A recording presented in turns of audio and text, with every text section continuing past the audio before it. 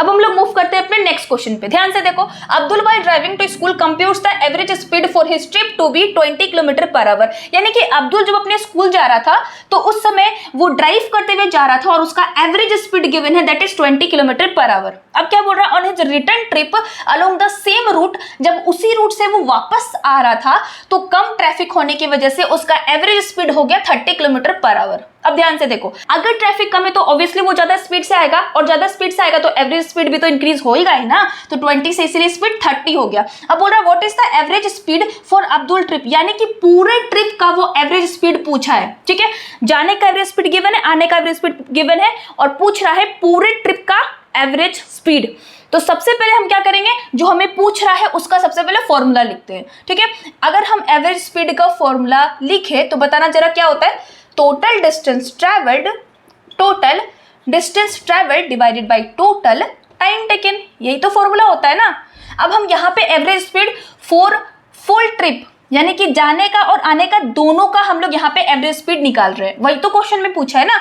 अब देखो, अगर जाने का और आने का देखे तो ना तो डिस्टेंस हमें गिवन है ना टाइम गिवन है, कुछ भी हमें नहीं पता। अब हमें ये पता है कि अगर जिस जगह से वो स्कूल गया और वापस अगर उसी जगह पे आ रहा है तो उसका डिस्टेंस सेम होगा कि नहीं। देखो, अगर तुम अपने घर से स्कूल जाते हो और स्कूल से घर आते हो तो डिस्टेंस तो सेम होता है ना, अगर 2 किलोमीटर पे तो 2 हो जाएगा। लेकिन अगर हम टाइम की बात करें तो क्या टाइम सेम लेके स्कूल जाते हो और स्कूल से आते हो, बिल्कुल भी नहीं। जाने का अलग टाइम होगा, आने का अलग टाइम होगा, लेकिन डिस्टेंस हमारा सेम होगा। तो लेट सपोज करो हम यहाँ पे जाने का डिस्टेंस x लेते हैं तो आने का डिस्टेंस भी x हो जाएगा। अब यहाँ पे टोटल डिस्टेंस हमें निकालना है तो यहाँ पे x प्लस x लिख सकते हैं, क्योंकि पूरे ट्रिप का तो हमें निकालना होगा ना डिस्टेंस। अगर पूरे ट्रिप का एवरेज स्पीड निकालने बोला है तो डिस्टेंस भी हमें पूरे ट्रिप का पुट करना होगा, तो x प्लस x कर देते हैं divided by total time taken. अब लेट सपोज करो जाने का टाइम है t1 और आने का टाइम है t2, तो क्या हम लोग यहाँ पे t1 प्लस t2 लिख सकते हैं, ओब्वियसली लिख सकते हैं। अब देखो x प्लस x क्या हो जाएगा 2x डिवाइडेड बाई, अब यहाँ पे प्रॉब्लम है ना कि टाइम हमें कैसे पता चलेगा, जाने का टाइम और आने का टाइम, उसके लिए हम मदद लेंगे एवरेज स्पीड का।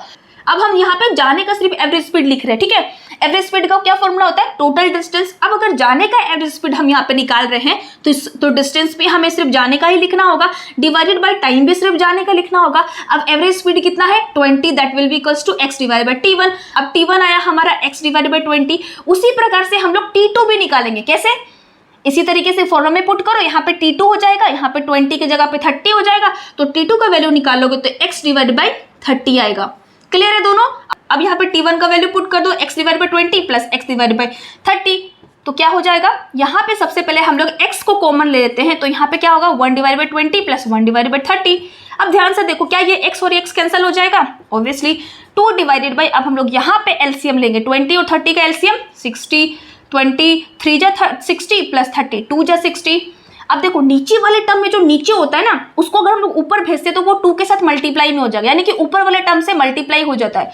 तो 2 इंटू 60 डिवाइड बाई 5, 5 12 जा 60, 12 2 जा 24 किलोमीटर पर आवर। अब आंसर हमारा 24 किलोमीटर पर आवर में ही क्यों आया, क्योंकि क्वेश्चन में भी हमें एवरेज स्पीड दोनों किलोमीटर पर आवर में ही था। क्लियर है।